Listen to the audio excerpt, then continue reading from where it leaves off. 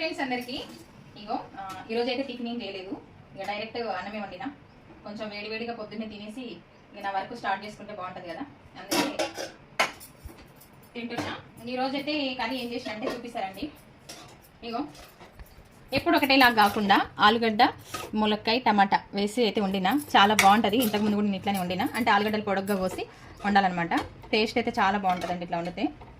అంటే కొంచెం లైట్గా చింతపులుసు వేసిన ఇందులో. టేస్ట్ చూద్దాం ఒకసారి ఎట్లుందో మీకు కూడా చెప్తా. వేడి వేడి అన్నం పొద్దున్నే టిఫిన్ చేయనప్పుడు ఇక కొంచెం అన్నం తినాల్సిందే కంపల్సరీ. ఈ మధ్య తింటలేను అసలు, కాకపోతే వర్క్ ఉంది, తిని స్టార్ట్ చేద్దామని. అలా కాలిపోతుంది.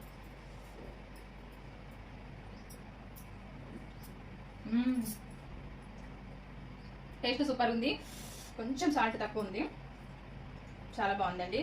ఒకసారి ట్రై చేయండి, ఇట్లా బాగుంటుంది. సూపర్. ఓకేనా, బాయ్ అండి.